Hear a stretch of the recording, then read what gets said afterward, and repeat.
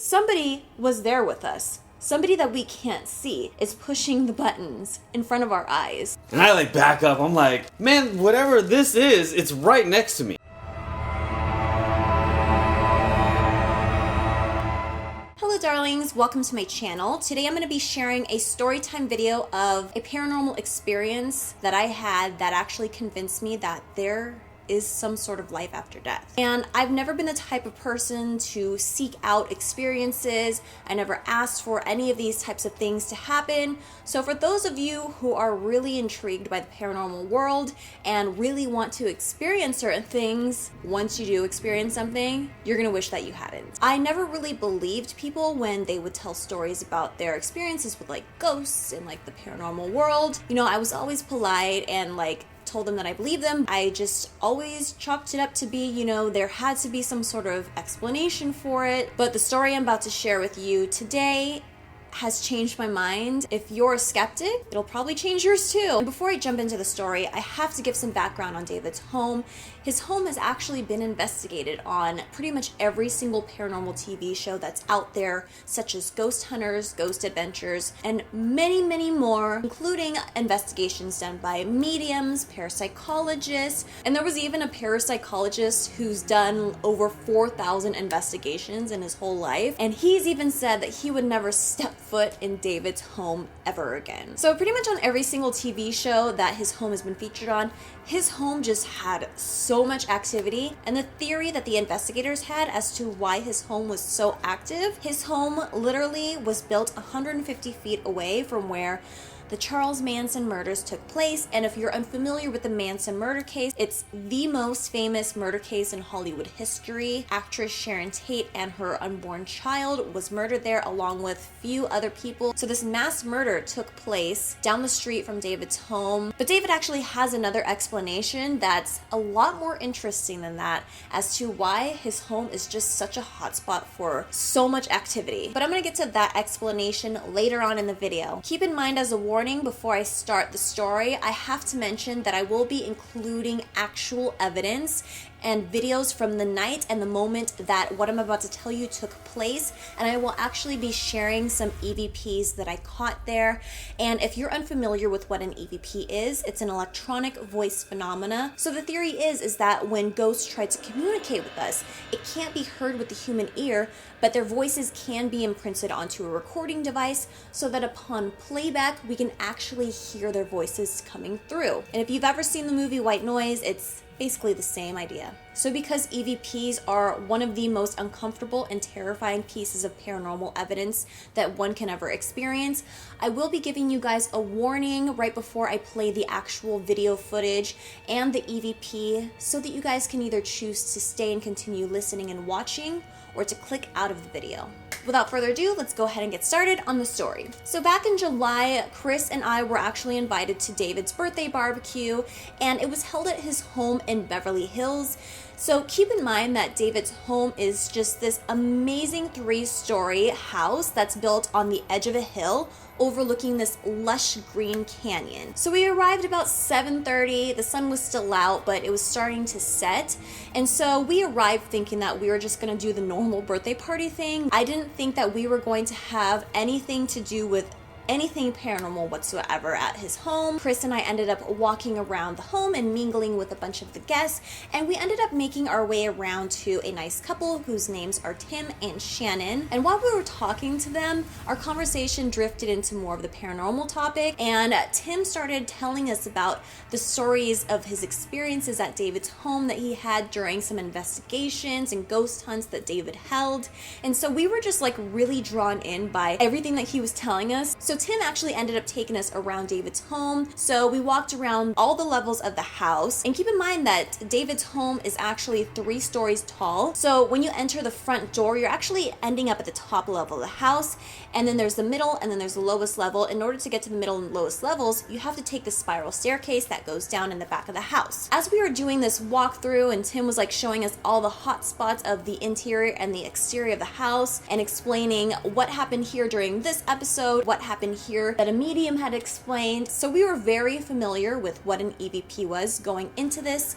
So during this whole walkthrough, I had kept my recording device on my iPhone. So once in a while when we hit like a certain spot of the house, I would stop and ask questions like, hello, is there anybody there? What's your name? Is there anything that you would like to tell us? And so I would wait for responses just in case someone wanted to respond when I listened during playback. So we ended up at the lowest level of the house, which has been well known to be the most active area of David's home, actually a guest bedroom.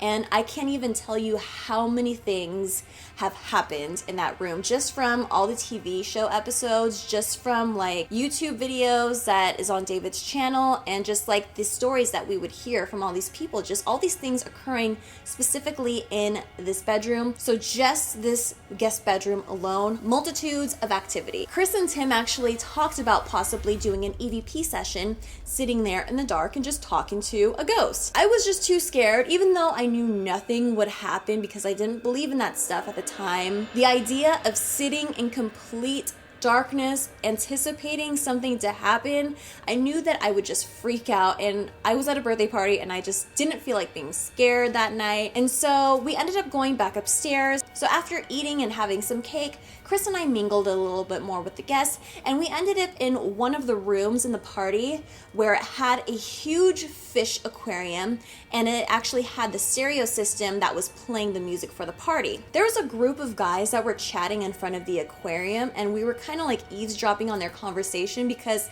they were talking about these figurines that were on top of the aquarium. I kind of butted in a little bit. The man ended up explaining to me the story of how these figurines, which were like Beetlejuice figurines, they would fall over on their own, and saying that, you know, it's not just like all of them falling on their own, it's just like one at a time, and they would try to jump up and down to kind of rattle and shake the floor, and they would try to like hit the top or the sides of the aquarium, but nothing that they tried to do to debunk this situation made any of those figurines fall. As he was explaining this to me, I'm actually looking at him, and in my direct view, I can still see right behind him, or kind of right next to him, where the figurines were. So pretend that I'm him. Like in the background, in my clear vision, is the figurine sitting on top of the aquarium. So as he's explaining this to me, within 10 seconds, that figurine starts to wobble and then plop down face down. Instantly after that happened, the light in the aquarium starts to flicker, and in that same millisecond, the sound from the radio cuts off, the music completely stops, and we hear this loud pitch, ear-piercing sound blaring from the speakers, like this strong interference sound.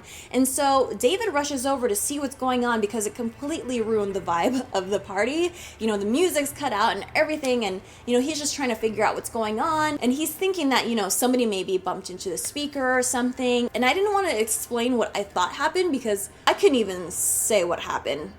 I was actually still trying to wrap my mind around what the heck just happened within that few seconds. All of that occurred in a domino effect. I had no explanation for it, so I thought that that was pretty much going to be my paranormal experience in the house for the night, and that was the scariest thing that was going to happen. Boy, could I be more wrong. So we're just continuing the party, and I had a glass of wine, and about an hour later, I started to feel really relaxed, so I told Chris that I finally want to take advantage of the fact that I'm relaxed and I feel like I'm brave enough at this moment to go down and do the EVP session that Chris and Tim were talking about. Chris wanted to jump on this opportunity because I was not having it earlier, and I was finally brave enough to do that. So he grabbed Tim and Shannon, and we all went downstairs into the lowest level guest bedroom. Right before we enter the guest bedroom and set ourselves up on the bed, there was actually this kitty toy piano that was on one of the couches in the theater room, which is just outside of the guest bedroom. We ended up grabbing that piano and bringing it with us to use as some sort of communication device. So the four of us set up on each corner of the bed.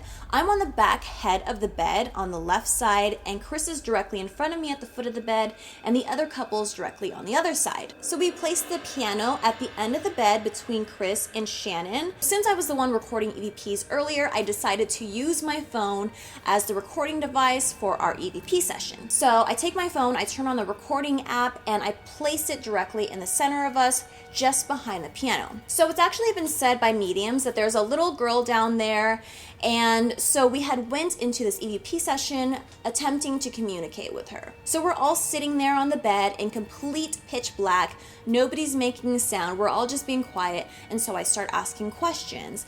I start saying, "Hello, little girl. We have a toy piano here for you that we would love for you to play us a song on." And then Chris turns around and says, "I feel really cold on my left side." Just being me, I'm just like, okay, it's probably a breeze that's coming from a vent that we can't see. I don't tell him this, but I'm just saying my polite, "Oh, reallys." Chris says, "Wait, I don't feel it anymore." I hear Shannon to Chris's right say, "Wait, as you were saying that, I was gonna say that I feel cold across my forehead." I don't even know what these guys are talking about right now, but as I'm thinking that, I start feeling a chill on my left side. I'm really confused because now I'm starting to sound just like them, and I'm just trying to be rational minded, but I'm just wondering, okay, this is really weird because I got hair standing up on end and I'm super cold on my left arm, but on my right, it's just fine. I start telling everybody I feel it too. This is something I've never felt before. It's like an electricity, but like a thickness and a coldness at the same time. I'm really intrigued and trying to be rational minded, so I wave my arm around and I'm really trying to like feel like the air and just like how thick it is. And so I stand up and I start walking towards the closet, which is on my left. I'm just trying to see how far this thick, weird, odd air goes. And I turn around and face the bed and I look at Chris and I tell him to feel my goosebumps, feel my damn goosebumps. And right before I even get a chance to tell him to feel my right in comparison, the piano starts going off. It took me a split second to look at the piano and realize what was going on. And right when I saw that the lights were flashing on the piano because it was being triggered, I flip out. I jump on the bed. I back the hell up into the wall, and Chris just like backs up right into me. I'm just screaming like I've never screamed before, to know that nobody was pushing that piano, yet that was just there, and somebody is at the end of the bed pushing this thing. I mean, clearly somebody was there with us. Somebody that we can't see is pushing the buttons in front of our eyes. I freaked out, but the guys are just freaking out like, "Whoa, that was so cool. Like, isn't that like, oh, I want to hear it. Like, I want to hear it. Play it back on the recording device." I'm like whispering in Chris's ear, "Chris, I want to leave now. I want to leave now." I leave them in there. I leave my phone and I go the hell back upstairs to the party. And I grabbed this woman that I felt really comfortable with. She was actually a medium who's friends with David. And I told her what was going on and I asked if she would come down and sit with me. And she was so kind enough to do that. So we both went back downstairs to the lowest level. And remember that the theater room is actually just outside of the guest bedroom. So literally we just sat on the couch, and it was still close enough to the door between the living room and the theater room that we can still hear what's going on, but I felt comfortable knowing that I wasn't in that room where all that went down. I'm literally like this, snuggled up to her, and we're in pitch black still because the whole downstairs level is completely lights out. And as she's just doing her thing on her phone, and I'm sitting there like shaking like a dog, suddenly out of nowhere, she says, "Look towards that direction." My eyes shoot up and I look in that direction that she's indicating. The corner that she's telling me to look has a slight light coming through. It's just very faint. It's still pitch black and very, very dark in the room, but it's just a slight light that's coming through from the exterior in through the glass door. So I'm looking and she says, "Do you see something there?" And I'm like, "No." She says, "You don't see something right there." I'm like, "No." She says, "Because there's somebody there watching us right now." That's something that I did not want to know. Everybody else besides me was still sitting on that bed in that room. Eventually, I end up telling Chris, I think it's time we go. I'm just like so scared that, something could be attached to me. So I asked the meeting if there's anything that I can do to like prevent anything like that from happening, because I'm going home to my daughter. I just feel so stupid that I even messed with this kind of thing. He just had to have been in that dark, eerie moment and see something visually be manipulated in front of you to understand how scary that was. On the ride home, we kind of did like a prayer. We told whatever it was to stay with David. David wants you here. You're not welcome with us. Right when we got home, I was just still having this really bad anxiety and fear. I didn't want to even go near Lexany. She had already fallen asleep at this time, and I usually give her a kiss goodnight, but I didn't even want to be near her because I didn't know if there was anything attached to me. I sit on the couch and I want to turn on like a happy movie to like get my mind off of this.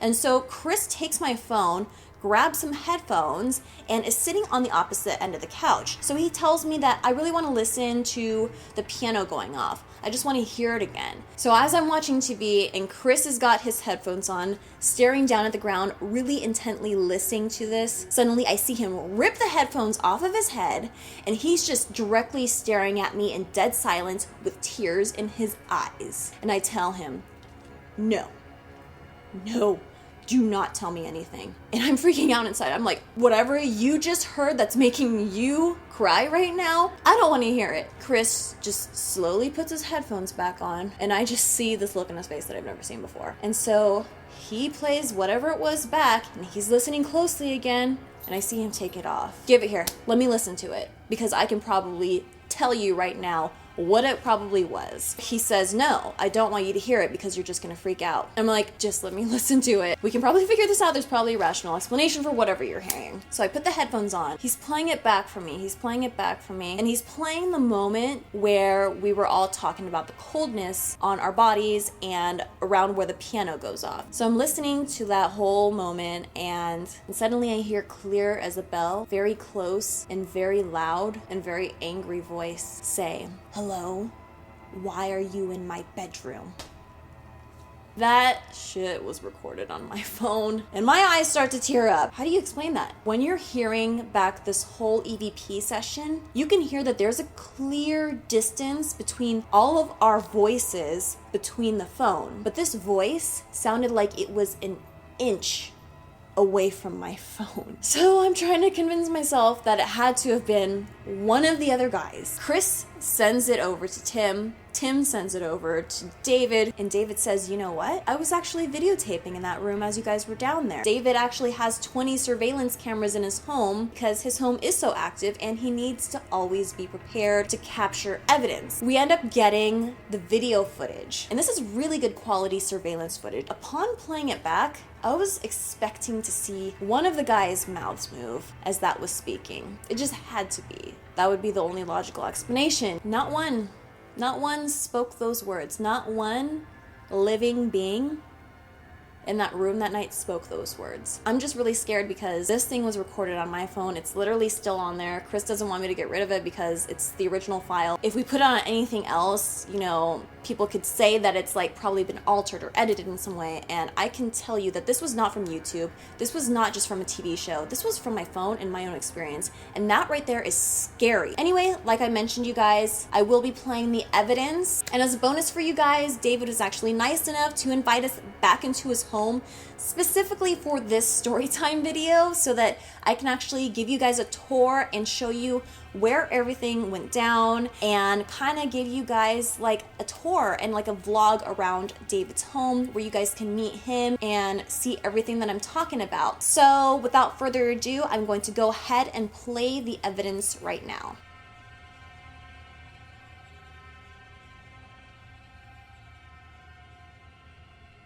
From the theater room when you guys were down in there, and listen.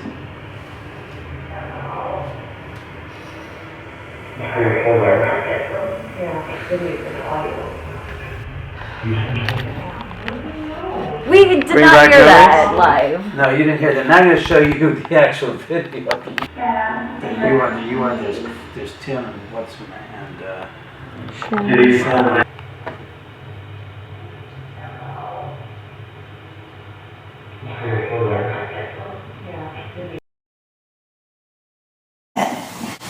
And those, I ain't scared. I ain't scared. Hello. You still recording? In my bedroom. And those, I ain't scared. I ain't scared. Hello. You still Why are you recording? in my bedroom?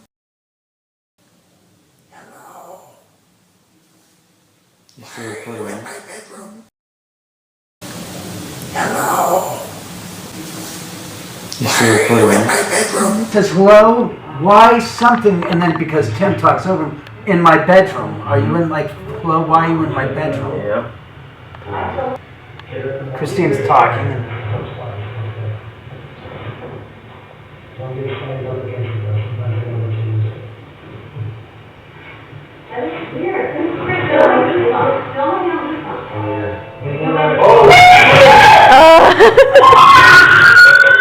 Yeah, guys, I screamed like I never screamed before. Yeah, I had to turn the volume down.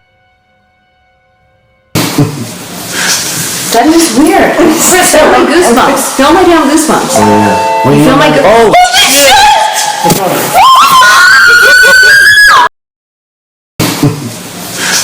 That is weird. It's like goosebumps. Feel my damn goosebumps. You feel my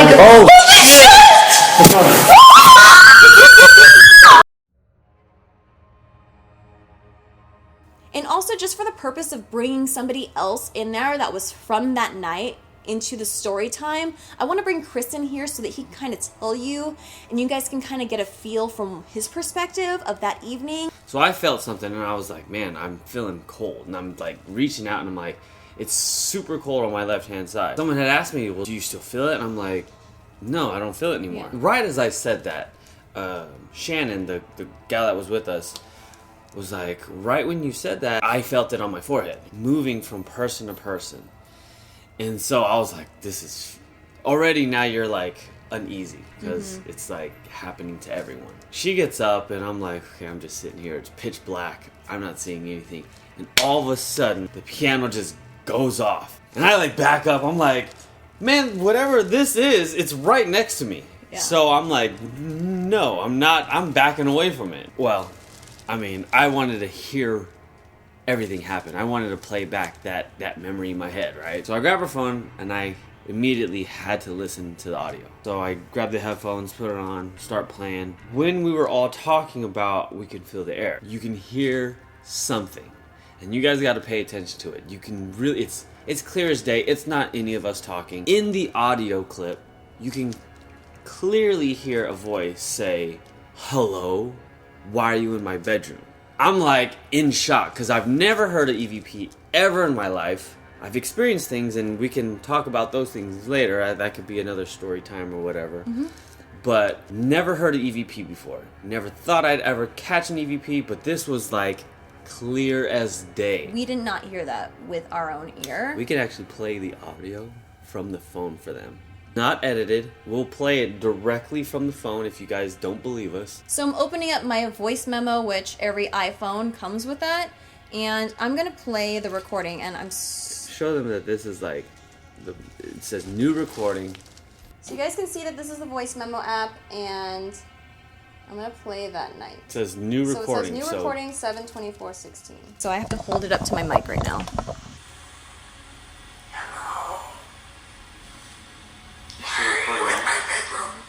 That was the voice. Alright, you guys, I hope you enjoyed this storytime video. If you like storytime videos like this, go ahead and leave me a comment down below that you want me to continue making these. If you haven't already, go ahead and please subscribe to my channel and follow me on social media. I'll have all of my links listed down below. And I also want to give a special thank you to David Oman, who actually let us into his home for the purposes of this video, storytime, just for you guys. So go ahead and find David's channel down below where he has multiple footage and evidence of paranormal activity at his home, and I'll leave the link for his YouTube channel down below, and also I'll leave his website down below where you can learn more about his home. And actually he holds tours there at his home quite frequently, so if you're interested in that, I'll leave that link down below as well. Also, as I mentioned, the footage and the vlog that we captured at David's home was too long to fit into this particular video, so it's going to be in a completely separate video. So I'll link that full vlog down below in case you guys are interested in seeing everything that happened that night. And in this video, you'll see that I actually get another experience there that I didn't expect. And it has to do with, you know, possibly communicating with my dad. I'll have that link down below in a completely separate vlog. Thank you so much for watching, you guys. As always, I love you guys very much, and I'll talk to you later. Bye! What was that? Did you just hear that? The television is turned off. The windows are all closed. The dogs and the cats are all downstairs in their bedroom. And there's no other human being in this house. Did you hear that? He said, hey.